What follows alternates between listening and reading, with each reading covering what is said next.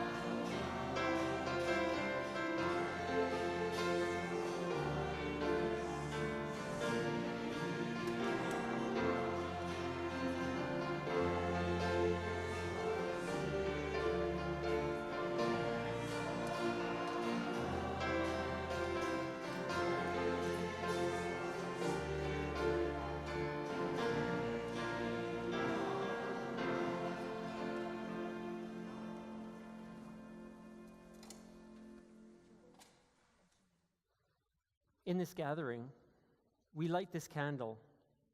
We light it each and every time we're here together. It's a reminder of the Spirit within and among us.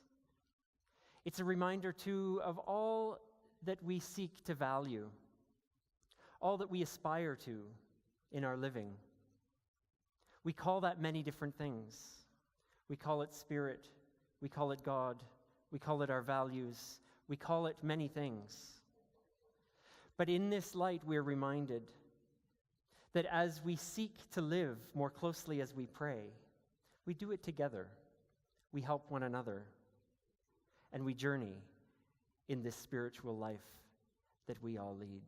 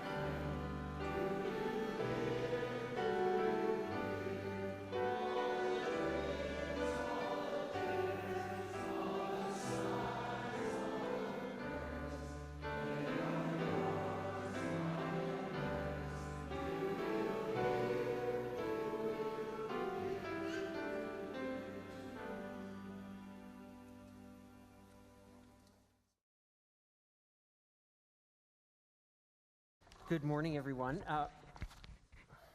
This is my friend Margaret, and she's going to help me. She's going to help me with a poem today, and we're going to recite this poem for you. And I think you might like it. It's called "I Like." Ready, Margaret? Mm-hmm. Okay. You know your part better than I do, No, obviously. I like soda. I like milk. I like satin.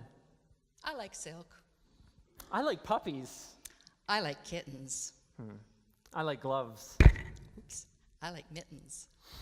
I like apples. I like pears. I like tigers. I like bears. I like to slide. I like to swing. We don't agree on anything. Well, I like butter. I like jam. I like turkey. I like ham. I like rivers. I like lakes. I like cookies. I like cakes. I like yellow. I like blue. I like pizza. I like stew. I like summer. I like spring. We don't agree on anything. There's something else I like a lot, but if I like it, you will not. There's something else that I like too, but you won't like it if I do. Tell me yours and I'll tell you mine. I like sharing. Sharing's fine. You like sharing? You'd share your treat? Yes, I'd share hugs and my favorite seat.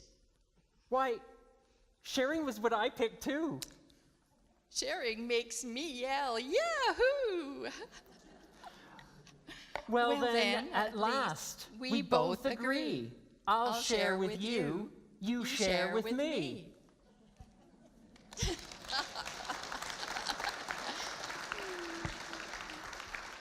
Oh, that's a beautiful poem. That's based on a poem by Mary Ann Hoberman. We didn't make that up ourselves, believe me. Sounded like Dr. Seuss to me. It did, a little bit. So it's amazing, everyone. Even though we're different in a lot of ways, did you see all those ways we were different? Oh my gosh. We like different things and we think different things. We can still find important ways that we're alike. So we agreed that sharing was one of the things that we both like to do. Can you guys think of another way that Margaret and me might be similar, that we might be the same? There's lots of ways we're different, but what are ways we're the same? Do you have any ideas?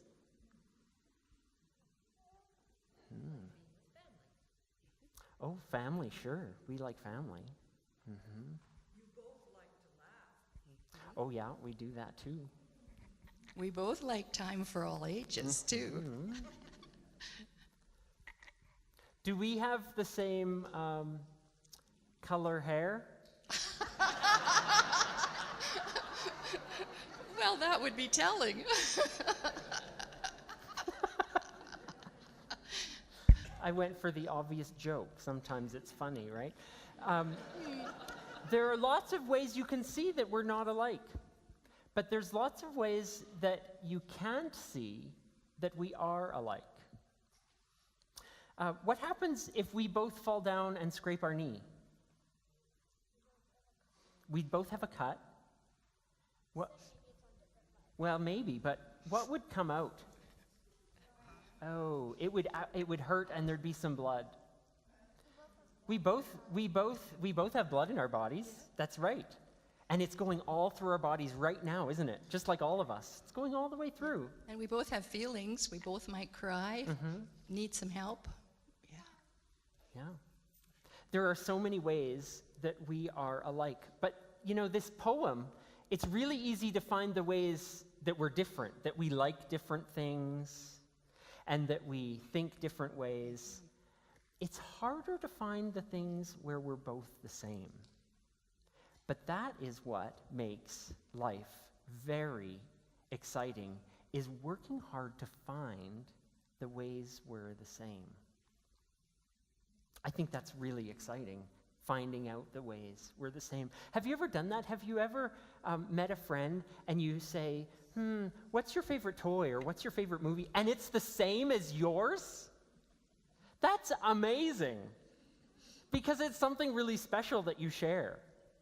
And we all have to find that with other people, because sometimes the differences seem like a lot. But the hidden ways we're the same, the things we have to find out a little harder, those are amazing things. And it's how we build community, and it's how we make friends, and it's how we make peace.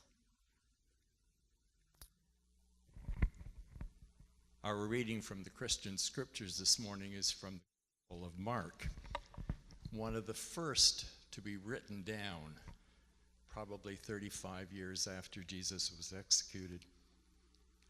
But they had a strong oral tradition, and some of the pictures that Jesus left with his followers were so impressive that they remembered them very accurately. This is one of them.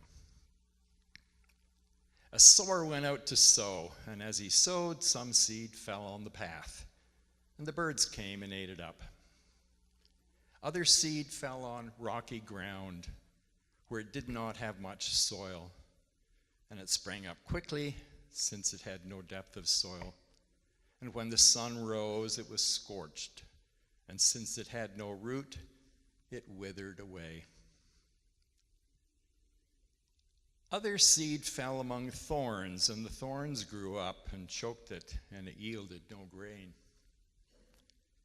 Other seed fell on good soil and brought forth grain, growing up and increasing and yielding 30, 60, and 100-fold.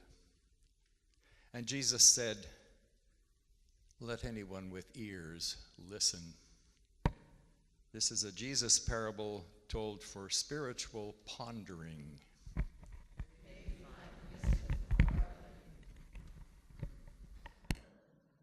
Everything by Mary Oliver.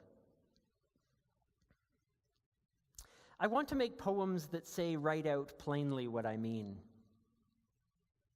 that don't go looking for the laces of elaboration and puffed sleeves. I want to keep close and use often words like heavy, heart, joy, soon, and to cherish the question mark and her bold sister, the dash. I want to write with quiet hands. I want to write while crossing the fields that are fresh with daisies and everlasting and the ordinary grass. I want to make poems while thinking of the bread of heaven and the cup of astonishment. Let them be songs in which nothing is neglected, not a hope, not a promise. I want to make poems that look into the earth and the heavens and see the unseeable. I want them to honor both the heart of faith and the light of the world, the gladness that says, without any words, everything. These are the words of a contemporary poet. May we find wisdom for our living.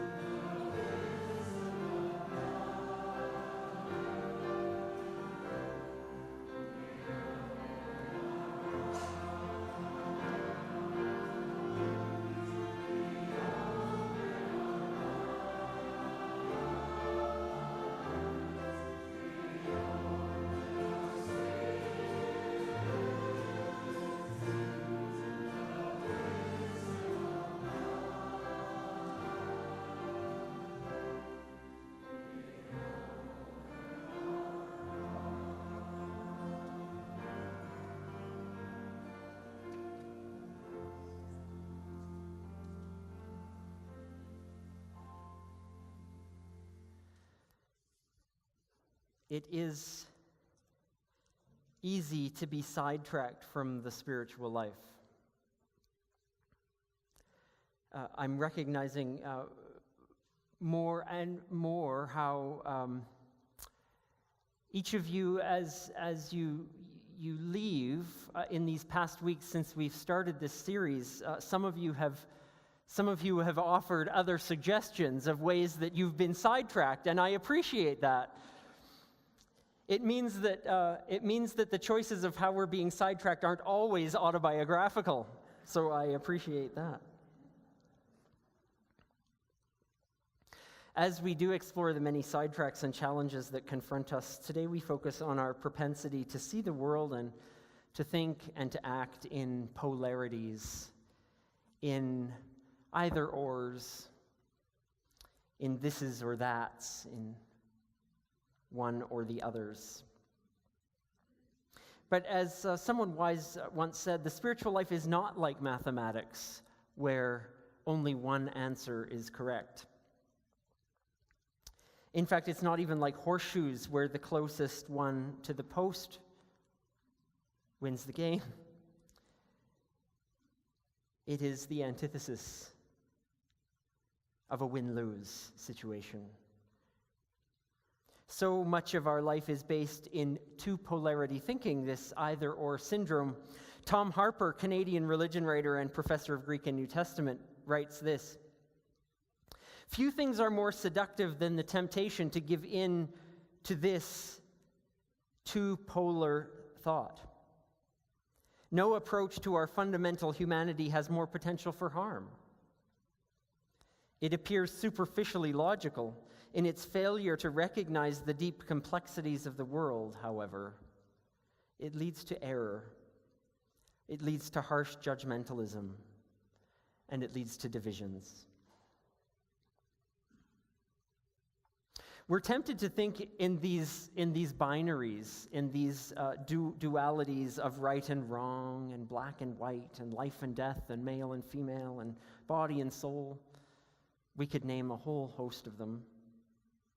Liberal and conservative, religious and atheist. There's no doubt it is easier to be a statistician this way. It is much easier to calculate, to codify, and to keep track of where you are in relationship to others if we can have two boxes, one or the other. It's also easier to make an argument this way. It's easier to make sense of the world this way. Whoever the other is that is not in our category can be identified and set apart with a list of comparisons and contrasts. The history of the Judeo-Christian tradition has led our culture into, among other traditions, of course, has led us into a binary understanding of body and spirit. Another one of these binaries. We learn phrases like, well, the spirit is willing, but the flesh is weak. Positing some kind of reality that we think is going on inside of us. Somehow this battle for the good and righteous spirit to overcome the evil and wretched bodies. Well, either-or thinking is dangerous in a complex system, precisely because nothing is always absolutely as it seems. And for better or for worse, we live in a whole set of complex systems. So it really is quite amazing when we know that we're surrounded by complex systems. We know that intellectually, we would grant that. It's amazing that knowing that, how easy it is still to slip into the idea that there are only two choices before us at any given time. Two answers to a problem, two ways to see things. It's pervasive. It's where we begin, but it's not where we need to end. The reality that we so often forget is that life is one, as we sing about so often. The breath's exhale may be a lot more satisfying, but without the inhale, there'd be nothing to exhale. Winter's cold might be bitter, but think of how good summer feels afterward. Music wouldn't be music without the spaces between the notes, the silences. As the poet Keats wrote, in the very temple of delight, veiled melancholy has her own sovereign shrine.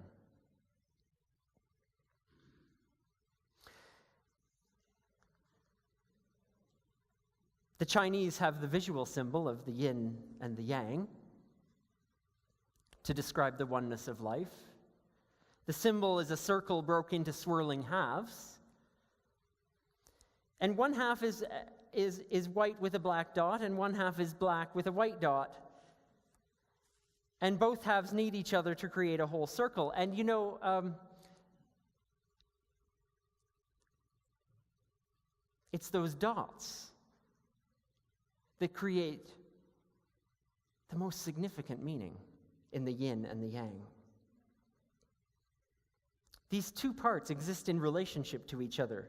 Life is one piece, and we don't know the end point. They swirl among each other.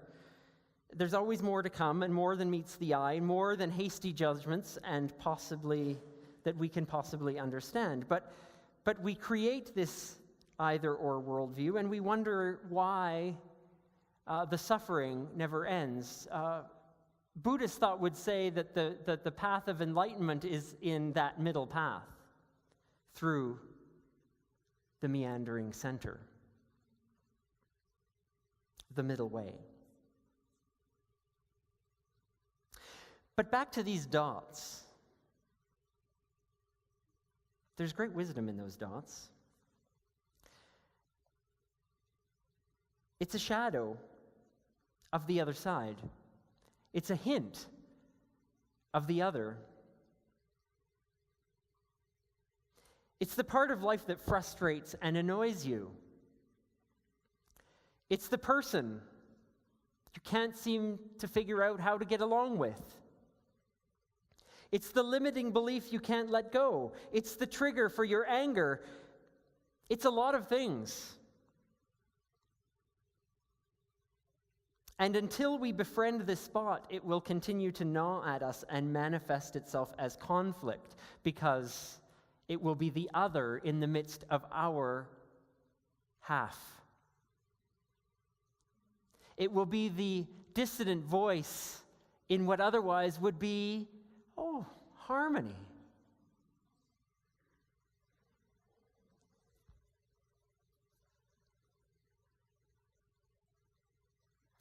It's also that dot reflects pieces of us that we wish we could deal with a little easier. The piece where some of our self-doubt comes from, because we're not 100% sure of anything. It's that piece. It's that gnawing, itching piece within each of us. The ancient story of the sower. Well, before I get to the sower, I should say that although this is a Buddhist symbol, we in the Christian tradition have our own symbol that seeks to get at the same thing. It's that big thing right up there in the windows. We don't talk about it much because I think we're used to it having a meaning of crucifixion, of death, of punishment. But when we think of this symbol, we have to be aware of the long history of the cross that goes much deeper and much further into history than the Christian tradition. We have to remember the ancient sign of the cross as the intersection of all life, body and spirit, soul and matter, yin and yang. It is the same symbol. It is that where all life intersects. and becomes one. What the Christian church happened to do with it from about the 5th to the 19th century, we can take it or leave it. But that's an ancient symbol up there that confronts us with ourselves. Right, so I was talking about that. The sower. It's a helpful story because there are many challenges to a seed taking root. There are equally as many challenges to the spiritual life, the positive spiritual life, to a life of love, of justice, of peace. These seeds of intention within us fall on all kinds of different ground. And it's tempting to say to identify exactly what kind of ground our heart is. It's tempting to say, well, it feels like there's too many weeds in my life, and it's choking out the good. Or it feels like my life is that hard path, and the seed just lands on top, and the first bird that comes along will take the seed away. It's tempting to identify that, but we must also recognize that in this story, we aren't one soil or another. We are faced with different challenges within us at different times. It can remind us that sometimes, yes, our receptivity is closed. Sometimes, yes, we have great intentions and then get distracted. It reminds us that sometimes, yes, there are too many other conflicting priorities and we make different decisions. But alas, we are all these things at different times. Sometimes we're all these things at once.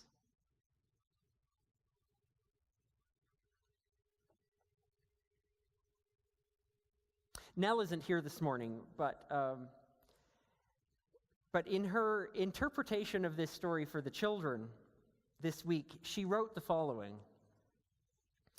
"Sometimes our love needs help to grow. Sometimes it's not strong enough to grow by itself without help. Sometimes we let things get in the way of our love. But there are other times when we really let love grow strong in us and we show it." It's an amazing way to think about this story. To think about the way we are unified. We are at once rejecting and receiving, living and dying.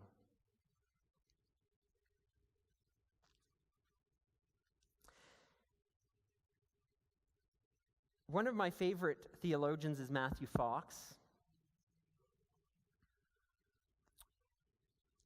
Let me read you 2 sentences that he has written.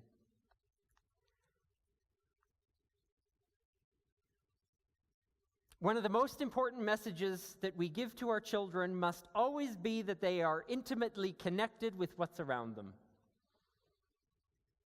Other people, nature, every creature. What we do when we emphasize that is we counter this age-old idea of dualism, of two and only two answers. What we do is we create a new generation then where there are less differences between self and others, between self and nature, between self and God."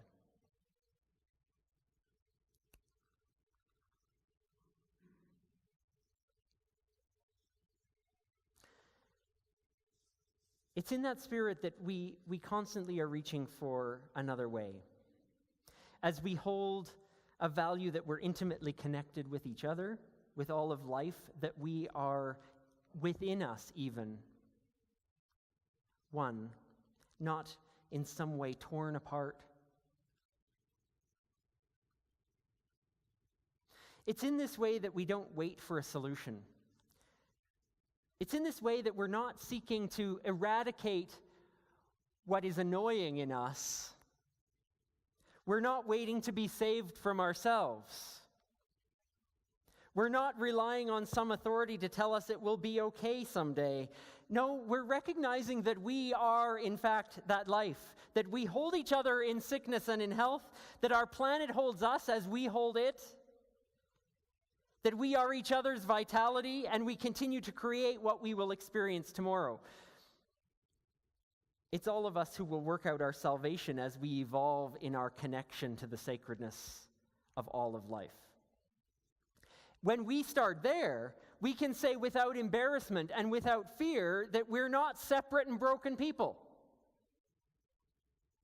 Do you know how? That's huge. Maybe some of us are there already. But in me, there's always that dot that says, well, Chris, are you really?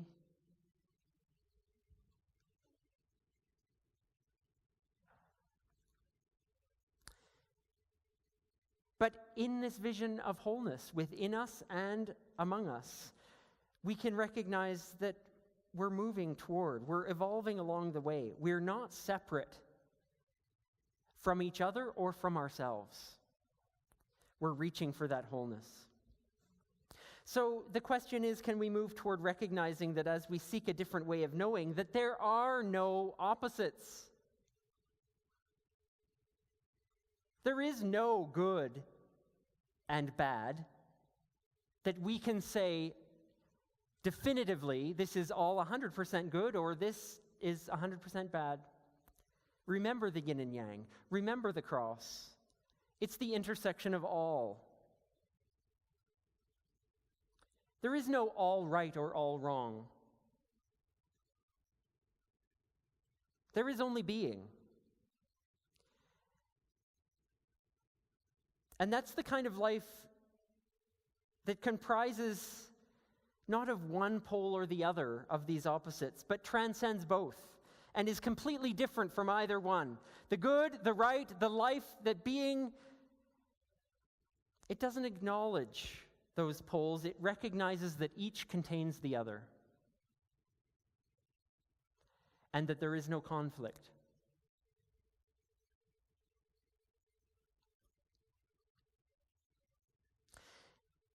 Just as I conclude, I acknowledge that there's no doubt that this is difficult in our Western culture.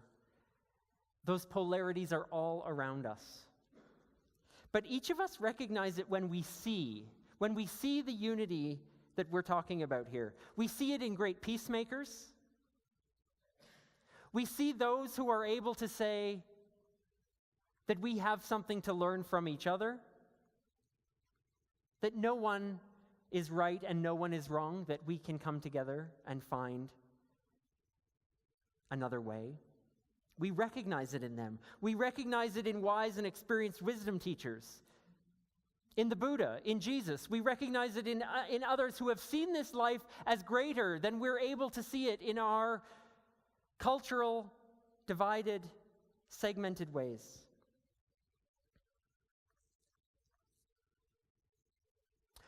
Our goal perhaps is to seek to aspire to that kind of thinking, to that kind of living, to that kind of being, but one step at a time. Can we recognize the diversity and the unity? Can we see the unity when confronted with two choices, when confronted with liberal or conservative, when confronted with this or that? Can we see how they're unified?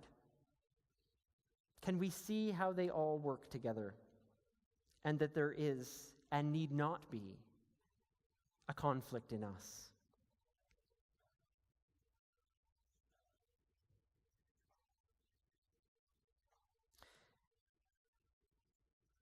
Really, the question we are left with today is, can we befriend that other colored dot within us and within our world? And can we seek to make it simply one part of the whole? As we journey together, all we can ask and all we can pray is may we find ways to make it so, in so many ways. May we join together voices in our shared intentions, in our words that speak our deepest desires. Let us pray. We sense deep within us that at one time we were one, body and soul combined in mystery, our hearts contained in the fullness of our thoughts. But somewhere, somehow, days divided and souls were riven, our experiences divided and parted through the process of living. We know, however, that once was does not need to dictate what yet shall be. The beauty of the whole, new and glistening, rises from the forgotten dreams of the old. This inspires us to proclaim what a miraculous journey is this life. May we seek life's truth, have the courage to stand witness to them, and as they unfold, may we be moved to witness loss and life, body and spirit, the plus and the minus, and celebrate that they are all one.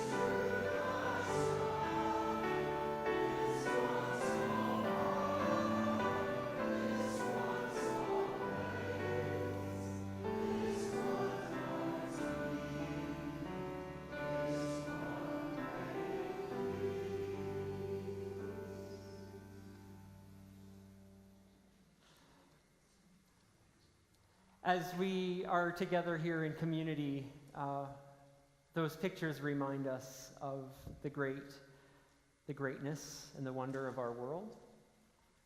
They also remind us of friends and family who are away from us, both geographically and from beyond the veil of those who have gone on.